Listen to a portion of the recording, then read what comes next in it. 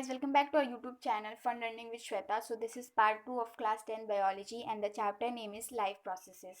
So हमने previous lecture में पढ़ा था कि हमारे लाइफ प्रोसेसेस का इंट्रोडक्शन दिया था और जितने भी हमारे लाइफ प्रोसेसेस हैं उन्हें हम शॉर्ट में पढ़े थे. ठीक है, तो इस चैप्टर में हम पढ़ने वाले न्यूट्रिशन के बारे में और कितने टाइप्स के न्यूट्रिशन होते हैं. ठीक है, so let's start. Nutrition. When we walk or ride a bicycle, we are using up energy. Even when we are not doing any apparent activity, energy is needed to maintain a state of order in our body. या फिर हम या walk करते हैं या फिर bicycle को ride करते हैं तो हमारे अंदर जो एनर्जी अंदर जो एनर्जी होती है स्टोर होती है वो यूज़ होती है. ठीक है, अगर हम कोई काम नहीं भी कर रहे होते हैं तो फिर भी उस हमारे बॉडी को मेंटेन करने के लिए जो भी प्रोसेस जैसे डाइजेशन रेस्पिरेशन लगातार होती रहती हैं उन सारे प्रोसेसेस में भी एनर्जी यूज़ होती है. We also need materials from outside in order to grow, develop, synthesis, protein and other substances needed in the body. ठीक है, हमको कुछ और मटेरियल्स की भी ज़रूरत होती है क्योंकि हमारी बॉडी में ग्रोथ भी होती है और हमारी बॉडी के डेवलपमेंट के लिए या फिर सिंथेसिस ऑफ प्रोटीन के लिए ये सारी चीज़ों के लिए भी कुछ और सब्सटेंसेस का भी हमें ज़रूरत होती है, हमारे बॉडी को ज़रूरत होती है. And this source of energy and materials is food we eat. और ये जितना भी हमें एनर्जी या फिर कोई भी हमको मतलब मटेरियल्स चाहिए होते हैं वो हमें कहाँ से मिलते हैं, हम जो फूड खाते हैं वहाँ से हमको वो सारी एनर्जी मिलती है. ठीक है, how do living things get their food. The general requirement for energy and material is common in all organism but it is fulfilled for in different ways.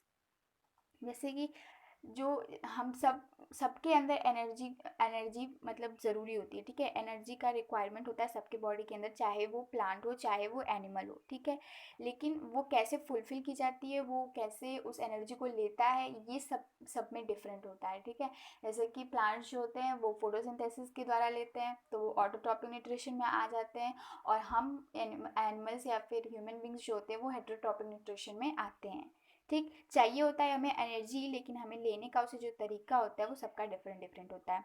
Some organism use simple food material obtain from inorganic sources in the form of carbon dioxide and water. तो कुछ organism जो होते हैं वो simple food material use करते हैं जैसे कि कार्बन डाइऑक्साइड और वाटर. ठीक है, वो क्या होता है, कार्बन डाइऑक्साइड एंड वाटर. ठीक है, जो कौन से सोर्सेज होते हैं, इनऑर्गेनिक सोर्सेज होते हैं जो कि कॉम्प्लेक्स नहीं होते हैं, सिंपल होते हैं. ठीक, और इन्हें क्या कहते हैं, and these other organisms utilize complex and these organisms the autotrophs include green plants and some water. और वो ऑर्गेनिज्म क्या है, प्लांट्स हैं. ठीक है, जो ग्रीन प्लांट्स होते हैं और कुछ आपकी जो बैक्टीरिया होती हैं वो ये आपका ऑटोट्रॉपिक न्यूट्रिशन को यूज़ करते हैं. ठीक है, और उनको हम क्या कहते हैं, ऑटोट्रॉप्स.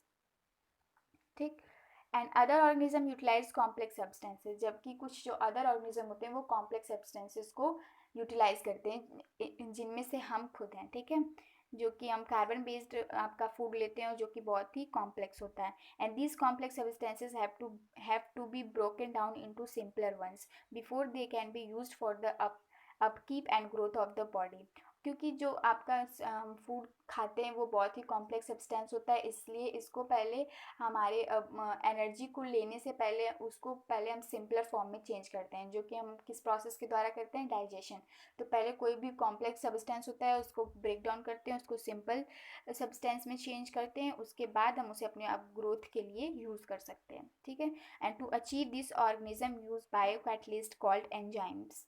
तो इसको अचीव करने के लिए हमारे बॉडी में बहुत सारे एंजाइम्स का यूज़ होता है. ठीक है, और उनको हम क्या कहते हैं, बायो कैटलिस्ट कॉल्ड एंजाइम्स. ठीक है, और ये एंजाइम्स हमारे जैसे पेप्सिन एंड बहुत सारे एंजाइम्स जो है हमारे एमाइलेज सेलेब्रिया एमाइलेज, बहुत सारे एंजाइम्स हमारे बॉडी के अंदर होते हैं जो कि डाइजेशन में हेल्प करते हैं और कॉम्प्लेक्स जो सब्सटेंस हम लेते हैं उनको सिंपलर सब्सटेंस में चेंज करके और फिर हमें एनर्जी प्रोवाइड करते हैं. ठीक, इनको हम क्या कहते हैं, biocatalyst and called enzymes. Thus, heterotroph survival depends directly or indirectly on autotrophs. Heterotrophic organism include animal and fungi. तो जो हेटरोट्रॉपिक्स होते हैं, जो हेटरोट्रॉप्स होते हैं, उनका सर्वाइवल जो डायरेक्ट जो उनका जो सर्वाइवल है वो डिपेंड किस पे करता है, ऑटोट्रॉप्स पे, चाहे वो डायरेक्टली करे या इनडायरेक्टली, लेकिन करता किस पे है, ऑटोट्रॉप्स पे। ठीक, तो हमने ऑटोट्रॉप्स की कौन कौन से एग्जांपल देखे थे, green plants and some bacteria, और आपका हेटरोट्रॉपिक के एग्जांपल क्या है, animals and fungi. Okay, so let's get to the topic that is autotrophic nutrition. ठीक है, carbon and energy requirements of the autotrophic organisms are fulfilled by photosynthesis. ठीक है, carbon और एनर्जी का जो भी रिक्वायरमेंट होता है ऑटोट्रॉपिक ऑर्गेनिज्म, जो कि हमारे प्लांट्स एंड बैक्टीरिया हैं, उनका फुलफिलमेंट कहाँ से होती है, फोटोसिंथेसिस के द्वारा उनको कार्बन और एनर्जी मिलती है। It is the process by which autotrophs take in substances from the outside and convert them into stored forms of energy. ये एक प्रोसेस है, इसका अंडरलाइन कर लेते हैं। ये एक प्रोसेस है जिसके द्वारा जो ऑटोट्रॉप्स होते हैं वो अपना सब्सटेंस, जो कि कार्बन डाइऑक्साइड होता है एंड वाटर होता है, उसको आउटसाइड से लेते हैं और उसको कन्वर्ट किस में करते हैं, स्टोर्ड फॉर्म्स ऑफ एनर्जी, अपने एनर्जी में कन्वर्ट कर लेते हैं, उसको अपने अंदर जो है स्टोर कर लेते हैं। ठीक है, and this material is taken in the form of carbon dioxide and water. और वो मटीरियल क्या होता है जो वो लेते हैं, वो मटीरियल होता है आपका कार्बन डाइऑक्साइड एंड वाटर। ठीक, which is converted into carbohydrates in the presence of sunlight and chlorophyll, जो कि आपका किस में कन्वर्ट किया जाता है, कार्बोहाइड्रेट में। ठीक, और कार्बोहाइड्रेट में कन्वर्ट किया जाता है किसके प्रेजेंस में, इन द प्रेजेंस ऑफ सनलाइट और क्लोरोफिल। ठीक है, किसके प्रेजेंस में किया जाता है, सनलाइट एंड क्लोरोफिल। ठीक, तो अभी यहाँ पे हम क्या देखेंगे कि जो पहले तो फोटोसिंथेसिस क्या होता है, फोटोसिंथेसिस एक प्रोसेस है जिसके द्वारा जो प्लांट्स होते हैं वो कोई भी सब्सटेंस, वो सब्सटेंस कौन कौन से होते हैं, वो सब्सटेंस हमारे हैं CO2, वो सब्सटेंस कौन कौन से हैं, CO2 और H2O, जिसको प्लांट्स बाहर से लेते हैं, और क्लोरोफिल और सनलाइट के प्रेजेंस में उसे किस में कन्वर्ट कर देते हैं, हमारे स्टोर्ड फॉर्म ऑफ एनर्जी में। ठीक है, जो स्टोर्ड फॉर्म ऑफ एनर्जी होती है उसको अपने बॉडी में कार्बोहाइड्रेट में कन्वर्ट कर देते हैं, और उसके बाद जब भी उन्हें एनर्जी की ज़रूरत होती है तो उसको वो अपना वहाँ से यूज़ करते हैं। ठीक है, तो इस प्रोसेस के द्वारा जो है आपके प्लांट्स अपना जो एनर्जी का रिक्वायरमेंट है उसको पूरा करते हैं। ठीक है, and the carbohydrate serve as the internal energy reserve to be used as, and the carbohydrates which are not used immediately are stored in the form of starch। जैसे कि अगर कार्बोहाइड्रेट बना तो अगर वो कुछ कार्बोहाइड्रेट जो है प्लांट ने मान लिया हमने यूज़ किया, लेकिन कुछ जो है उसने स्टोर कर लिया। ठीक है, उसने तुरंत यूज़ नहीं किया, उसने उसको स्टोर कर लिया। वो किसके फॉर्म में स्टोर करता है, स्टार्च के फॉर्म में, और वो आगे चल के जब उसको उसकी ज़रूरत होगी तब यूज़ करेगा। ठीक, और तो वो डायरेक्ट कार्बोहाइड्रेट के फॉर्म में उसको स्टोर नहीं करता, उसे स्टार्च के फॉर्म में स्टोर करता है, which serves as the internal energy reserve to be used as and when required by the plant। तो ये एक इंटरनल एनर्जी की तरह यूज़ होता है, और जब भी प्लांट को इसकी ज़रूरत होती है तो उस एनर्जी को यूज़ कर लेता है। A somewhat similar situation is seen in us where some of the energy derived from the food we eat is stored in our body in the form of glycogen। तो क्या होता है कि हाँ, एक ऐसा ही सिचुएशन हमारे ह्यूमन बॉडी के अंदर भी होती है, क्योंकि जो एनर्जी हम डेराइव करते हैं फूड से, वो एनर्जी आपका ग्लाइकोजन के फॉर्म में हमारे बॉडी के अंदर स्टोर हो जाती है। जो एनर्जी हम इमिडिएटली यूज़ नहीं करते हैं वो ग्लाइकोजन के फॉर्म में हमारे बॉडी के अंदर, ह्यूमन बॉडी के अंदर जो है वो स्टोर हो जाती है। ठीक है, now we will go to the next page. तो यहाँ पे ये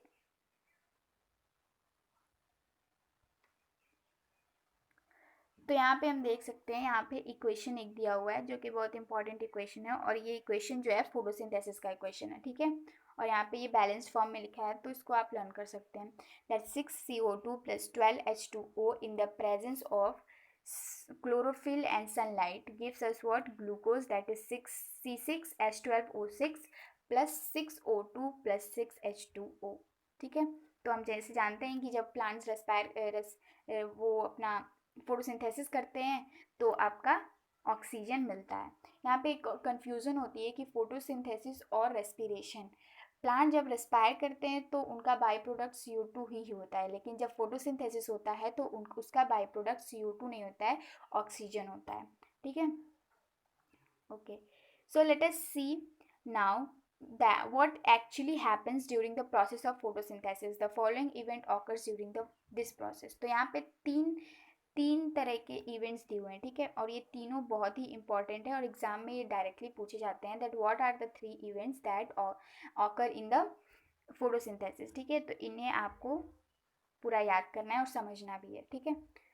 तो अब पहला आपका स्टेप क्या होता है? Absorption of light energy by chlorophyll. क्या होता है कि क्लोरोफिल का क्या काम होता है कि वो जो लाइट एनर्जी होती है उसको एब्जॉर्ब करती है, ठीक है।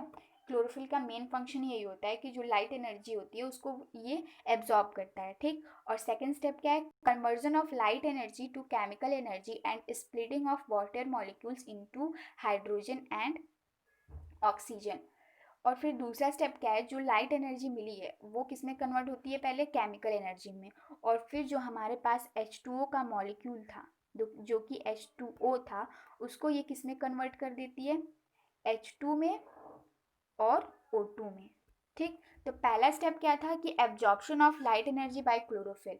जो आपका क्लोरोफिल है वो हमारा लाइट एनर्जी को एब्जॉर्ब करता है। दूसरा स्टेप क्या था कि वो जो आपका लाइट एनर्जी थी वो किस में कन्वर्ट होती है? केमिकल एनर्जी में। और फिर वो केमिकल एनर्जी क्या करती है कि हमारा जो मॉलिक्यूल था H2O का, उसको किस में स्प्लिट कर देगी? H2 में और O2 में।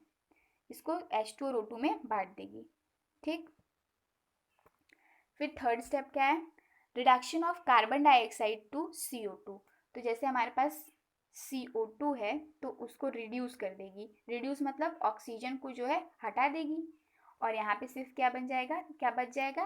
कार्बन, ठीक है, जो कि कार्बोहाइड्रेट का काम करेगा, ठीक। तो ये सारे 3 स्टेप्स थे।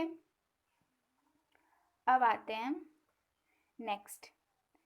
These steps need not take place one after the other immediately. मतलब कि ये ज़रूरी नहीं है कि एक स्टेप के बाद दूसरा स्टेप हो, दूसरे स्टेप के बाद तीसरा स्टेप लगातार हो, ठीक है। For example, desert plants take up carbon dioxide at night and prepare an intermediate which is acted upon by the energy absorb by the chlorophyll during the day. मतलब कि क्या होता है कि जो डेजर्ट प्लांट्स होते हैं वो कार्बन डाइऑक्साइड कब अब्जॉर्ब करते हैं? रात में, क्योंकि कार्बन डाइऑक्साइड हम किसके द्वारा लेते हैं? स्टोमेटा के द्वारा। और स्टोमेटा अगर वो दिन के समय में खोल दें तो दिन के समय में इवोपरेशन की वजह से उसका वाटर लॉस ज़्यादा हो जाएगा, ठीक। इसीलिए जो प्लांट्स होते हैं डेजर्ट एरियाज़ में वो रात को अपने स्टोमेटा को ओपन करते हैं और कार्बन डाइऑक्साइड को एब्जॉर्ब कर लेते हैं।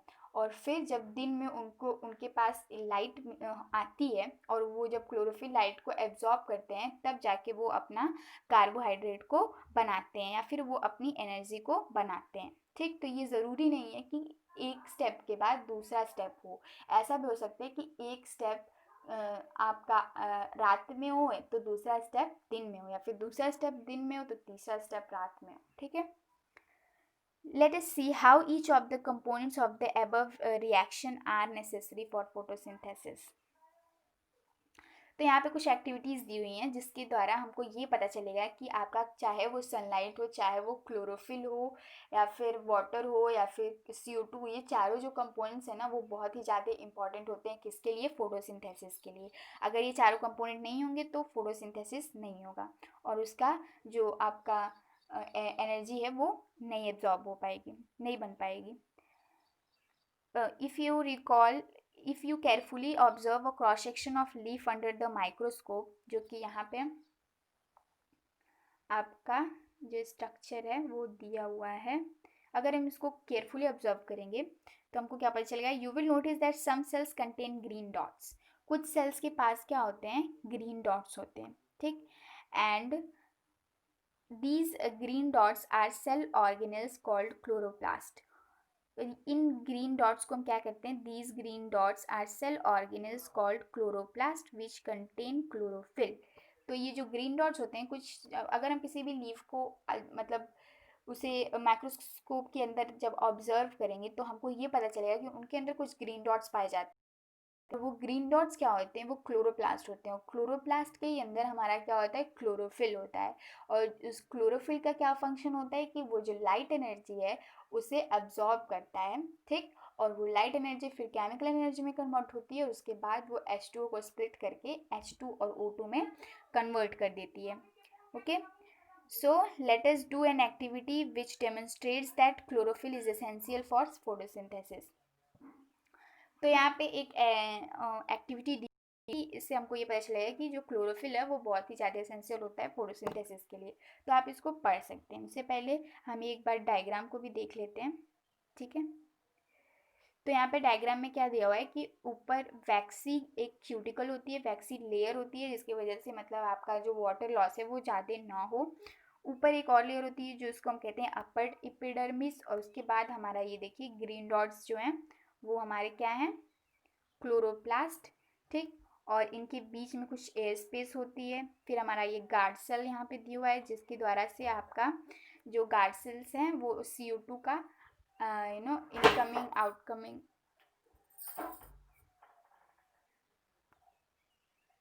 उसका उससे रेगुलेट होता है गार्ड सेल से, ठीक है। तो हाँ ये, और फिर नीचे हमारा एक और लेयर होता है जो कि है लोअर एपिडर्मिस, ठीक। चलिए तो अब हम नेक्स्ट पेज पे चलते हैं। यहाँ पे दिया हुआ है हमारा स्ट्रक्चर ऑफ गार्ड सेल्स, ठीक है। और we can see stomata, okay. Now let us study how the plant obtains carbon dioxide, ठीक है। अब हमको ये पता करना है कि प्लांट जो है वो कार्बन डाइऑक्साइड कैसे लेते हैं। तो कार्बन डाइऑक्साइड वो मेनली किससे लेते हैं, स्टोमेटा से, ठीक। In class 9th we have talked about stomata. हमने क्लास 9th में स्टोमेटा के बारे में बात की थी। Which are tiny pores present on the surface of leaves. ये कुछ टाइनी पोर्स होते हैं जो कि हमारे लीव्स के सरफेस पे पाए जाते हैं। Massive amounts of gaseous exchange takes place in the leaves through these pores for the purpose of photosynthesis, ठीक है।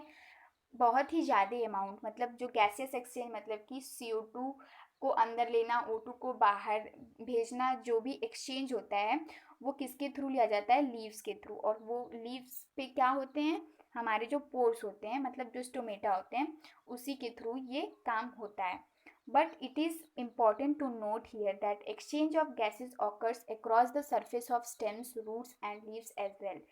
यहाँ पे ये बताया जा रहा है कि जो मैसिव अमाउंट होता है वो तो लीव्स से लिया जाता है, ठीक। लेकिन कुछ अमाउंट का जो गैसेस एक्सचेंज होता है वो हमारे स्टेम्स, रूट्स और लीव्स से, जो स्टेम्स होते हैं, रूट्स होते हैं, उनसे भी होता है गैसेस एक्सचेंज, ठीक। Since large amount of water can be lost through these stomata, the plant closes these pores when it does not need carbon dioxide for photosynthesis. क्योंकि अगर ये जो स्टोमेटा है उससे अगर ये ज़्यादा देर तक खुला रहेगा तो स्टोमेटा का खुलने के कारण जो आपका वाटर है वो प्लांट की बॉडी से रिड्यूस हो जाएगा, जो वाटर है वो लॉस हो जाएगा प्लांट की बॉडी से। इसीलिए जो स्टोमेटा क्या करता है कि जब प्लांट को कार्बन डाइऑक्साइड का ज़रूरत नहीं होता है तो उसे अपने स्टोमेटा जो है अपने आप को क्लोज कर लेता है गार्ड सेल्स के हेल्प से, ठीक है। और उसके बाद the opening and closing of the pore is a function of the guard cells. उसकी ओपनिंग मतलब जैसे यहाँ पे आप देख सकते हैं, यहाँ पे ये खुला हुआ है और यहाँ पे ये बंद है। तो इसका ओपनिंग और क्लोजिंग कौन रेगुलेट करता है, आपकी ये जो गार्ड सेल्स हैं वो इसको रेगुलेट करती हैं, ठीक है। The guard cells swell when water flows into them and causing the stomatal pore to open, ठीक है। जब गार्ड सेल्स के अंदर पानी फ्लो करता है तो वो स्वेल हो जाती हैं, ठीक है, वो फूल जाती हैं और फिर उसके बाद वो खुल जाती हैं। और जब and causing the stomatal pore to open, और वो खुल जाती हैं। Similarly the pore closes if the guard cell shrink, और इसी तरीके से जब गार्ड सेल्स श्रिंक हो जाती है, मतलब जब वाटर लॉस हो जाता है तो क्या होता है कि वो गार्ड सेल्स श्रिंक हो जाती हैं, उसके बाद इस तरीके से बन जाती हैं, जिसकी वजह से जो आपका स्टोमेटा है वो क्लोज हो जाता है, ठीक है। अब यहाँ पे भी एक एक्टिविटी दी हुई है तो आप इसे पढ़ सकते हैं। हम आगे चलते हैं। That based on the two activities perform above, can we design and इसको छोड़ते हैं। So have talked about how autotrophs meet their energy requirements। तो अब तक हमने पढ़ा कि autotrophs अपनी एनर्जी को कैसे लेते हैं, but they also need other raw materials for building their body, लेकिन उन्हें कुछ और भी रॉ मटेरियल्स की ज़रूरत होती है अपने बॉडी को बिल्ड करने के लिए। Water used in photosynthesis is taken up from the soil by the roots in terrestrial plants. जो वाटर नीडेड होता है फोटोसिंथेसिस में वो कहाँ से लिया जाता है, सॉयल से। Other materials like nitrogen, phosphorus, iron and magnesium are taken up from the soil। और other materials जैसे कि नाइट्रोजन हो गया, फॉस्फोरस हो गया, आयरन हो गया एंड मैग्नीशियम हो गया, ये सब कहाँ से लिए जाते हैं, हमारे सॉइल से। Nitrogen is an essential element use in synthesis of proteins and other compounds. जो आपका नाइट्रोजन है वो एक बहुत ही ज़्यादा इसेंशियल एलिमेंट होता है, क्योंकि ये किस में हेल्प करता है, आपका सिंथेसिस ऑफ प्रोटीन, प्रोटीन को बनाने में, और कुछ अदर कंपाउंड्स को भी बनाने में आपका जो नाइट्रोजन है वो यूज़ होता है, ठीक है। This is this is taken up in the form of inorganic nitrates और नाइट्राइट्स। तो ये किसके फॉर्म में लिया जाता है, इनऑर्गेनिक फॉर्म में, तो किसके फॉर्म में, नाइट्रेट्स और नाइट्राइट्स के फॉर्म में। और it is taken up as organic compound which have been prepared by bacteria from atmospheric nitrogen. या फिर ये किसी एक ऑर्गेनिक कंपाउंड के फॉर्म में लिया जाता है, जो कौन बनाता है, हमारे जो बैक्टीरिया होते हैं, किसकी हेल्प से, एटमॉस्फेरिक नाइट्रोजन की हेल्प से, ठीक है। तो इस लेक्चर में हमने पढ़ा कि ऑटोट्रॉफिक न्यूट्रिशन क्या होता है और प्लांट्स अपना ऑटोट्रॉफिक न्यूट्रिशन कैसे करते हैं, ठीक। अब नेक्स्ट लेक्चर में हम पढ़ेंगे कि हेटरोट्रॉफिक न्यूट्रिशन क्या होता है और न्यूट्रिशन इन ह्यूमन बीइंग कैसे होता है, ओके। सो या, thank you for watching the lecture, and if you liked it, just share and subscribe to my channel, and yeah, be happy. Thank you.